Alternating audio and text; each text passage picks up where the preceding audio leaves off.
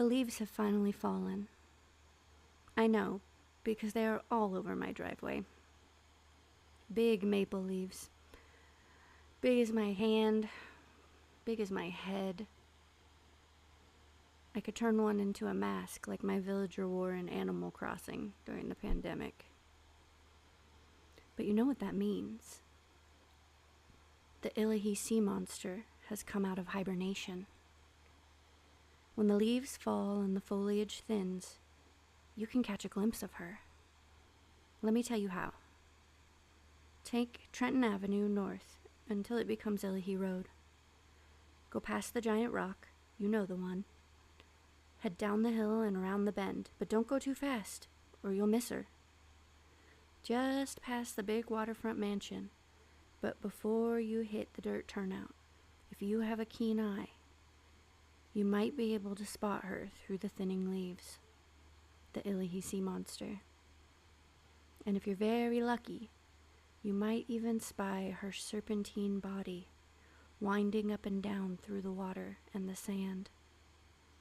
She'll be visible through the fall and the winter, but when spring returns, the trees and bushes will bloom and her habitat will not be visible anymore. Truth be told, the Illahee Sea Monster will still be down there. It just won't be visible. You see, the Illahee Sea Monster is a driftwood art sculpture. It's down on the beach near the mouth of Shut Creek. I think it's Shut. The beach, I think, belongs to the Illahee Mansion, though the sea monster is also reachable from the next door property, a home that is currently listed for sale at $1.7 million. If that's too expensive for your blood, it's also a $900 plus per night luxury Airbnb rental. I first noticed this sea monster about 10 years ago. When I moved back home, I was living with my dad out past Illahee, and on my way home from work, I would come zooming down the hill in my big rattly repair truck and catch a glimpse of her out of the corner of my eye. I started slowing down in the bend to get a better look. There's no way I saw what I thought I saw, right? But to my great surprise, I did. I started looking for her every time I drove by. And then I started to wonder, who sculpted this beast? Why is it down on that beach? Does the mansion own it? Is this like a rich dude's piece of art? I did not expect my hunt for Nessie to take me through decades of environmental lawsuits, drama that nearly split the Illahee community in two, before leading me to the name that I was looking for, Meredith Jones. But we'll get back to him. Let's handle some exposition first. Illahee, as you might know, is an area of town in East Bremerton that runs the beach from about Sylvan Way all the way up to University Point. The first inhabitants of the area were the Suquamish, who probably came there to hunt and fish, and they gave the area its name, Illahee, which means place of rest. The first homestead set up by a non-native was in 1895, which is about the same time that William Bremer is eyeing up the land that will become downtown Bremerton. In 1910, a man from Seattle built the Illahee Community Dock and started circulating documentation about the area in Seattle. This brought in wealthy Seattleites and set up Illahee as something of a resort area, the kind of place to buy beautiful land cheap and build a summer home. There were no roads into Illahee at the time, so it could only be accessed by boat, and local kids had to boat over to Bainbridge Island to go to school. During the Depression, Illahee sort of boomed. People sold their expensive houses in Seattle, and then they moved into their summer homes in Illahee, where the cost of living was lower and life was more rural. Some homes went abandoned entirely, as people couldn't afford to upkeep them, and they would stay empty until the demand for housing increased drastically with World War II. This finally drove the construction of a good road into the area, Illahee Road. So, much like Bainbridge Island, Illahee has deep ties to Seattle.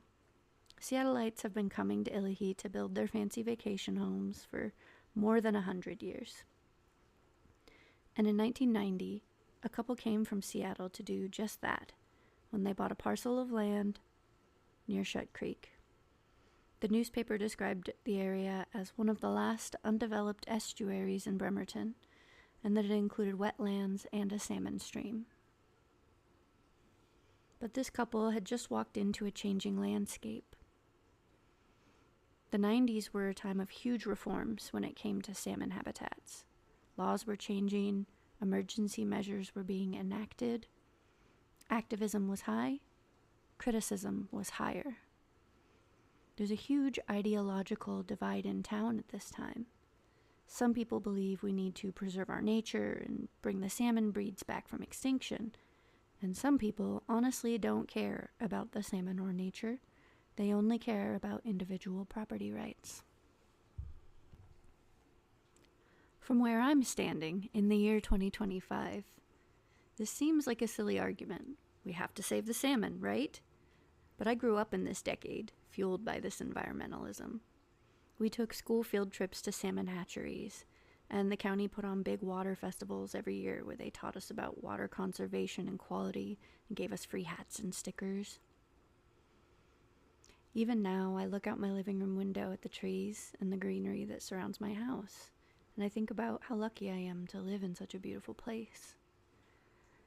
But I've also never had to deal with the hassle or financial stress of having a salmon run on my property, or an undersized culvert, or a failing dam. So this Seattle couple buys their property in 1990, plops a mobile home down on it, and starts trying to build their new home. But 3 years in, it's become a battle. Their permits get turned down because of proximity to the wetland and the salmon stream. They appeal. They get an emergency approval, but then a neighbor files an appeal. The county commissioner gets involved and turns it down, and then it turns into a real legal battle. The couple hires a Seattle lawyer with their Seattle money, and they sue Kitsap County, and they sue the neighbor who filed the appeal. Their lawyer is quoted in the paper saying things like, they just want to build their retirement home, and that the county's efforts to stop them from building a single-family home seems excessive. And once again, from 2025, these are wildly hilarious statements, because I know what they built. You do too. It took 12 years of appeals and lawsuits, but they finally got approved to build their home, even in direct conflict with the environmental ordinance. And they built a 4-story, 5,000 square foot waterfront behemoth, complete with an elevator, a rooftop patio, and at least 31 Roman columns. That's right, ladies and gentlemen. It's big. It's beige. They built the Illahee Mansion. So where does the Illahee sea serpent come into all of this drama? In 1996, the owner of the property allowed his friend, Meredith Jones, to install the Illahee sea serpent. At 86 years old, most people might be content to sit in a recliner and complain about the weather, but Meredith Jones was not most people. The newspapers, when they talked about him, they covered his stubbornness, his strong sense of right and wrong, and his tendency to toss rules out the window. It's a little dramatic, and not exactly a forgiving portrayal. It left me with more questions about the man than answers. So I got in touch with Marilee, Meredith Jones's daughter. She was kind enough to spend a couple of hours on the phone with me, telling me about her dad. And it really filled in the gaps for me. Meredith was born February 15th of 1911. He graduated high school in 1929, which means he spent his young adult life living through the Great Depression. He was a man who spent his life planning and building things, and inventing entirely new ways to build things. He once made a boat entirely out of styrofoam coffee cups, and it worked so well that his neighbor bought it from him, so he had to build a second one for himself. Meredith was also an artist, though he did not prefer to be called that. He was a modern American pioneer of a technique called stone intarsia, creating pictures by cutting and fitting together tiny pieces of different colored stones, minerals, petrified wood. It's sort of like a mosaic, but no tiles. Just incredibly detailed and perfectly cut pieces of rocks. He was a lifelong member of the Kitsap Gem and Mineral Society and an enthusiastic rockhound. Gary, who was a friend and a student to Meredith, told me that Meredith's intarsia pieces were unique because of their size. They were huge, 2 or 3 feet across, when most people worked on pieces that were the size of a paperback book. The detail work was so intricate that each intarsia could take hundreds of hours to complete, with hundreds of individual stone pieces, some of them no bigger than your pinky fingernail. But Meredith could also be impulsive. Gary told me a story about a rock hunting trip where Meredith forgot his wife at a gas station and drove away.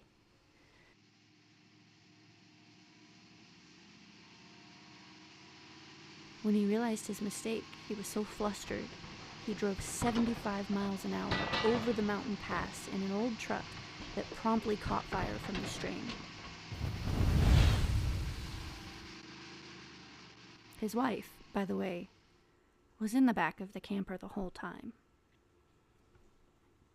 Meredith was a loving husband, father, and grandfather.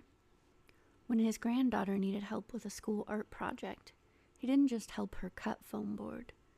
He taught her how to use his tools and had her do the cutting herself, standing by to guide her through it. When he was working on his intarsia pieces, he would end up with lots of leftover bits of little beautiful minerals and stones, and rather than throw them away, he would toss them out on the beach behind his house, and then invite the children of the Gem and Mineral Society members to come rockhounding on his beach. He knew the kids would be thrilled to find these little treasures, agates and jaspers and bits of petrified wood just laying there in the sand. And if you've ever found a beautiful or unusual little rock on Illahee Beach, you might have found a tiny bit of Meredith Jones's legacy. Elmira was Meredith's wife, and she grew beautiful prize-winning fuchsias. Meredith would hunt for pieces of driftwood to pair with them, and together they would create stunning floral displays, with Elmira's fuchsias cascading around the sculptural driftwood pieces that Meredith selected and positioned.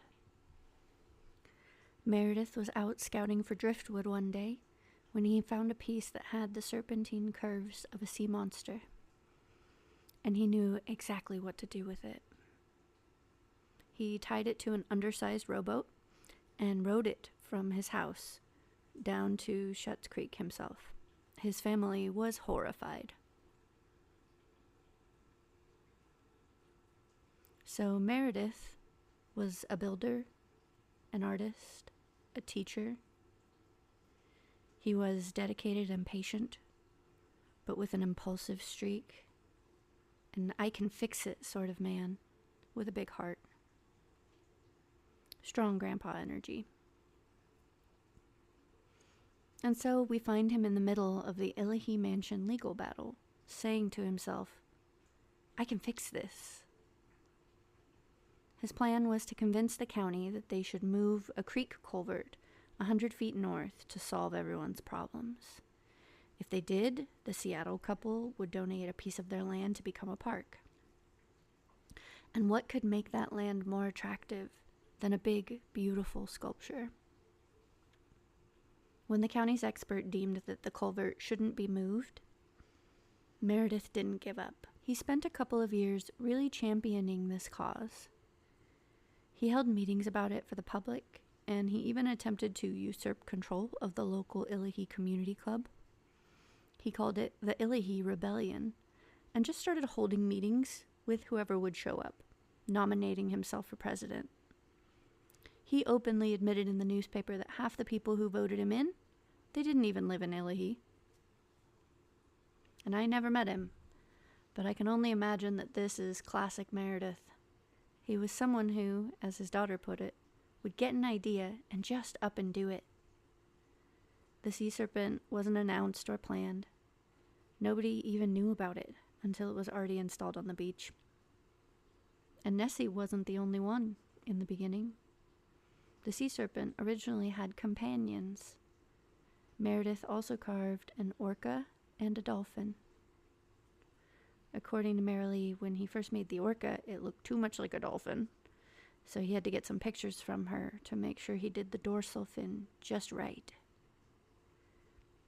I've never seen the Illahee Sea Monster's friends, but I didn't believe they were real until Marilee confirmed it for me.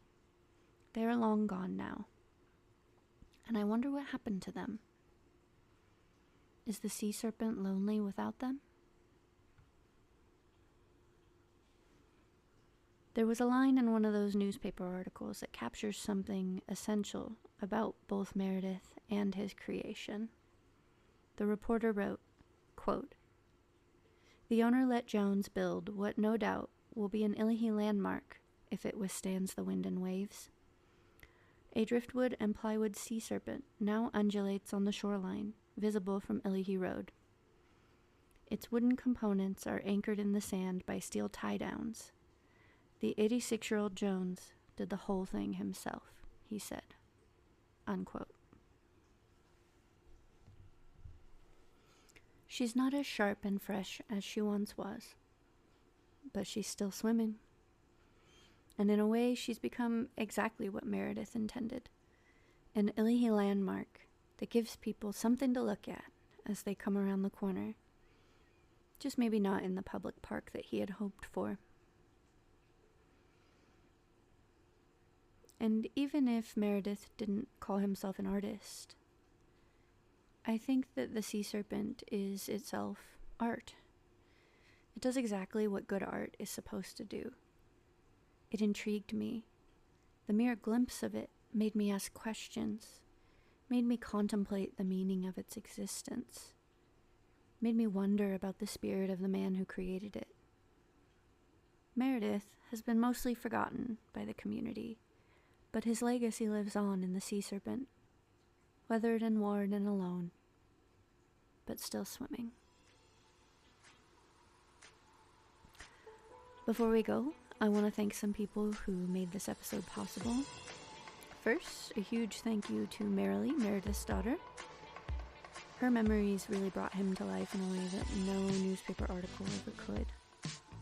Also, thank you to Gary, who considered Meredith a mentor and a friend, and shared wonderful stories about their rock hunting adventures and Meredith's incredible Intarsia work.